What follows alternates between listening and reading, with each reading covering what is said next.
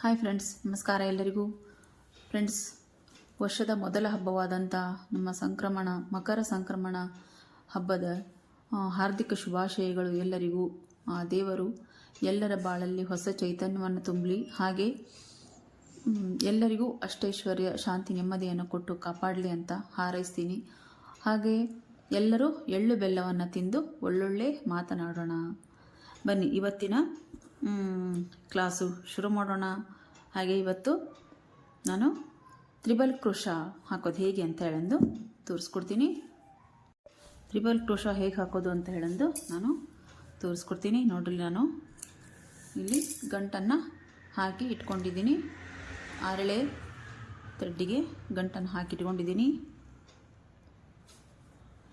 ನಾವು double crochet ಮಾಡುವಾಗ ಒಂದು ಸರ್ತಿ ಥ್ರೆಡ್ಡನ್ನು ಸುತ್ಕೊತೀವಿ ನಿಡಲಿಗೆ. ಇಲ್ಲಿ 2 ಸರ್ತಿ ನಾವು ಥ್ರೆಡ್ಡನ್ನು ಸುತ್ಕೋಬೇಕಾಗುತ್ತೆ. ನೋಡ್ರಲ್ಲೇ ಈ ರೀತಿ ದಾರವನ್ನು ಹಿಡಿದು ಬಟ್ಟೆಯಲ್ಲಿ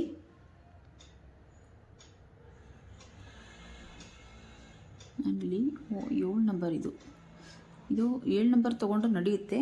ನಾನು ನಿಮಗೆ ಇಷ್ಟು ದಿನ 10 ನಂಬರಲ್ಲಿ ತೋರಿಸಿದ್ದೀನಿ. 10 ನಂಬರೇ ತೊಗೊತೀನಿ.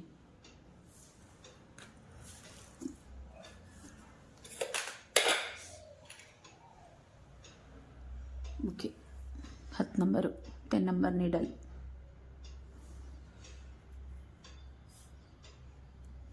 ನೋಡ್ರಿ, ಒಂದು ಇಲ್ಲಿ ನಾಟ್ ಹಾಕ್ಕೊತೀನಿ ನಾನು. ಒಂದು ನಾಟು ಬೇಕಿದ್ದರೆ ನೀವು 2 ನಾಟನ್ನು ಹಾಕೋಬೋದು ಅಂತ ಹೇಳಂದು ನಾನು ಹೇಳಿದ್ದೀನಿ. ಹಾಗೆ ತ್ರಿಬಲ್ ಕ್ರೋಶಾಗೆ ನಾವು ಡಬಲ್ ಕ್ರೋಶಾಗೆ 1 ಸರ್ತಿ ಸುತ್ಕೊತೀವಿ ಥ್ರೆಡ್ಡನ್ನು ಸೂಜನ್ ಮೇಲೆ. ಇದಕ್ಕೆ ತ್ರಿಬಲ್ ಕ್ರೋಶಾಗೆ 2 ಸರ್ತಿ ಥ್ರೆಡ್ಡನ್ನು ಸುತ್ಕೋಬೇಕು. ನೀಡಲ್ ಮೇಲೆ 2 ಸರ್ತಿ ಥ್ರೆಡ್ಡನ್ನು ಸುತ್ಕೊಂಡು ಬಟ್ಟೆ ಒಳಗೆ ಹೋಗಿ ಸೂಜಿ ದಾರ ಅಂತಂದು ಇಲ್ಲಿ ನೋಡ್ರಿ, ಇಲ್ಲಿ ನಾವು ಫಸ್ಟಿಗೆ 2 ಸರ್ತಿ ತೊಗೊಂಡಿರ್ತೀವಿ. ಕೆಳಗೆ ಹೋಗಿ ಈ ಬಟ್ಟೆಯಲ್ಲಿ ಒಳಗೆ ಹೋಗಿ 1 ಸರ್ತಿ ತೊಗೊಂಡು ಬಂದಿರ್ತೀವಿ. ಇಲ್ಲಿ ನೋಡ್ರಿ, ನಮಗೆ 4 ಥ್ರೆಡ್ಡು ಬರುತ್ತೆ. ಸೂಜನ್ ಮೇಲೆ 4 ಥ್ರೆಡ್ ಬರುತ್ತೆ. ಈಗ ನಾವು ಇದಕ್ಕೆ ಇನ್ನೂ ಒಂದು ಸರ್ತಿ ದಾರನ ತಗೊಂಡು 2ರಲ್ಲಿ 1 ನೋಡ್ರಿ, ಮತ್ತೆ 2ರಲ್ಲಿ 1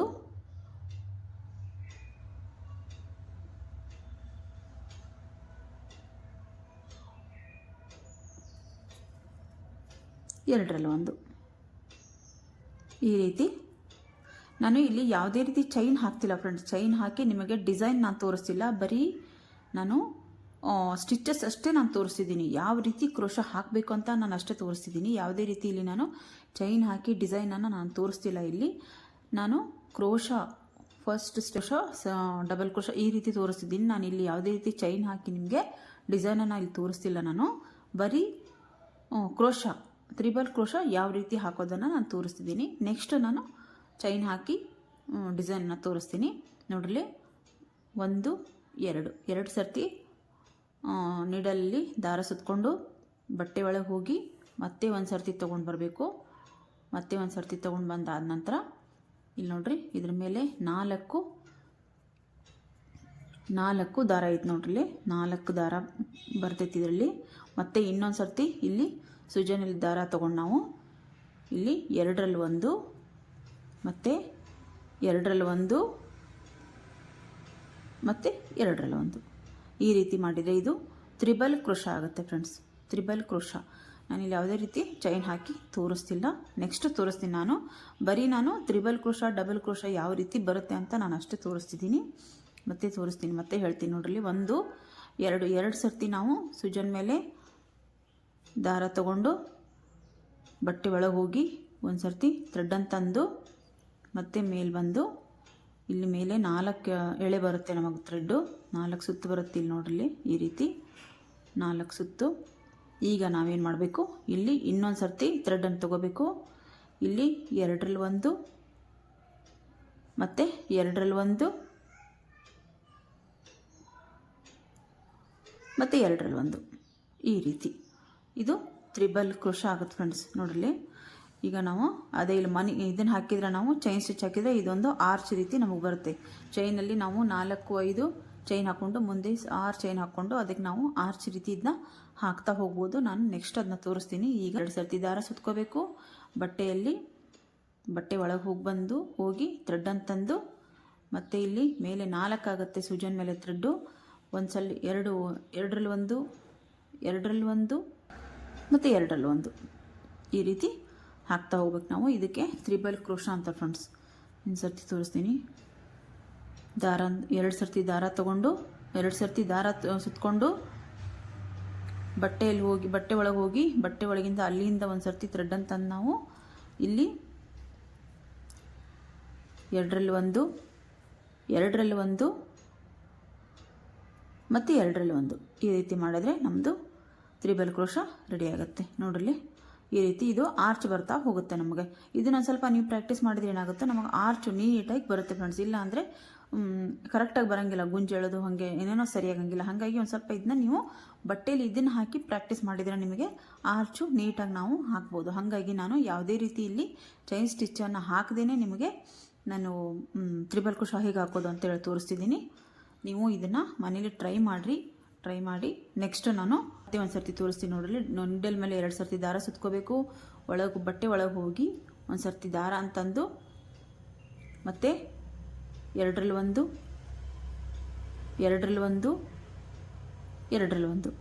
ಇಲ್ಲಿ ನಾವು ದಾರ ಅಂತ ತಗೊಂಡಾಗ 1 2 ಮತ್ತು ಇಲ್ಲಿ ಹೋಗಿ ಒಂದು ಸರ್ತಿ ದಾರ ಅಂತಂದಾಗ ಇಲ್ಲಿ ಮೇಲೆ 4 ಥ್ರೆಡ್ ಬರುತ್ತೆ ಫ್ರೆಂಡ್ಸ್. ನಮಗೆ ನೋಡ್ರಿ, 1 2 3 4 ಸೂಜನ್ ಮೇಲೆ 4 ಥ್ರೆಡ್ ಇರುತ್ತೆ. ಮತ್ತು ಇಲ್ಲಿ ಒಂದು ತೊಗೊಂಡಾಗ 5 ಆಗುತ್ತೆ.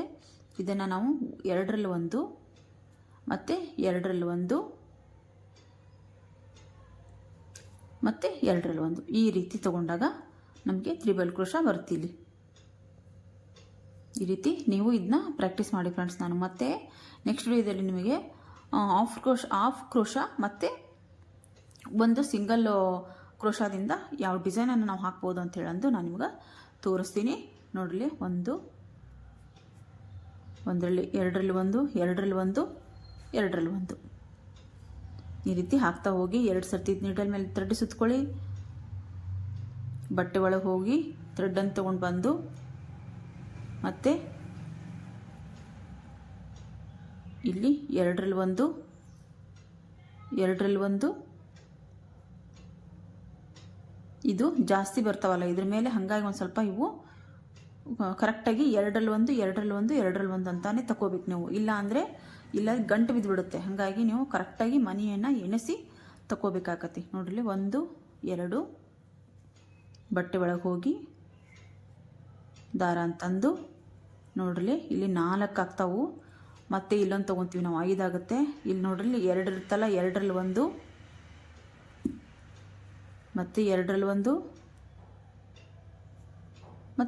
ಒಂದು ಈ ರೀತಿ ನೀವೇನಾದರೂ ಒಂದು ಹೆಚ್ಚು ಕಮ್ಮಿ ಇಲ್ಲಿ ಏನಾದರೂ ಈ ಥ್ರೆಡ್ಡನ್ನು ಒಂದು ಹೆಚ್ಚು ಕಮ್ಮಿ ಮಾಡಿದ್ರು ಇಲ್ಲಿ ಗಂಟು ಬೀಳೋ ಚಾನ್ಸಸ್ ಇರುತ್ತೆ. ಹಾಗಾಗಿ ನೀವು ಕರೆಕ್ಟಾಗಿ ಎರಡರಲ್ಲೊಂದೇ ತೊಗೋಬೇಕು ನೀವು.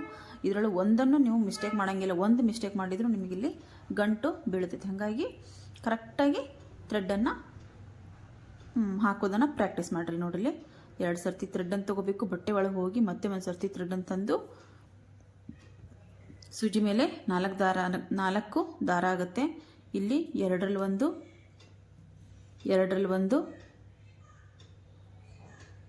ಮತ್ತು ಎರಡರಲ್ಲಿ ಒಂದು ಈ ರೀತಿ ಹಾಕಬೇಕು. ನೋಡ್ರಿ, ಈ ರೀತಿ ನಾನು ಯಾವುದೇ ರೀತಿ ಇಲ್ಲಿ ಚೈನ್ ಹಾಕಿ ತೋರಿಸಿಲ್ಲ ನಿಮಗೆ. ಹೀಗೆ ಹಾಕಿ ತೋರಿಸಿದ್ರೆ ನಿಮಗೆ ಕರೆಕ್ಟಾಗಿ ಗೊತ್ತಾಗುತ್ತೆ. ಇದನ್ನು ಒಂದು ಸ್ವಲ್ಪ ಪ್ರಾಕ್ಟೀಸ್ ಮಾಡ್ಕೊಳ್ರಿ. ಆಮೇಲೆ ನಾನು ಚೈನ್ ಹಾಕಿ ಆರ್ಚ್ ಹೇಗೆ ಬರುತ್ತೆ ಅಂತ ಹೇಳಿ ತೋರಿಸ್ತೀನಿ. ನೆಕ್ಸ್ಟ್ ವಿಡಿಯೋದಲ್ಲಿ ನಾನು ಹಾಫ್ ಕ್ರೋಶಾ ಮತ್ತು ಒಂದು ಸಿಂಗಲ್ ಕ್ರೋಶಾದಲ್ಲಿ ಬರುವಂಥ ಒಂದು ಡಿಸೈನನ್ನು ನಾನು ತೋರಿಸ್ತೀನಿ. ಹಾಗೆ ಇನ್ಮೇಲೆ ಡಿಸೈನ್ ಹಾಕ್ತಾ ಹೋಗೋಣ. ನಾವು ಬೇಸಿಕ್ಸು ಫಸ್ಟ್ ನಾವು ಬೇಸಿಕ್ಸ್ ಬೇಕಾಗಿರೋದನ್ನು ನಿಮ್ಗೆ ಹೇಳ್ಕೊಟ್ಟಿದ್ದೀನಿ. ನಾಳೆ ಇನ್ನೊಂದು ಬೇಸಿಕ್ ಇದೆ, ಅದನ್ನೊಂದು ಹೇಳ್ಕೊಟ್ಟು ನೆಕ್ಸ್ಟು ಬೀಡ್ ಹಾಕೋದು ಮತ್ತು ಡಿಸೈನ್ ಹಾಕೋದನ್ನು ನಾನು ಹೇಳ್ಕೊಡ್ತಾ ಹೋಗ್ತೀನಿ.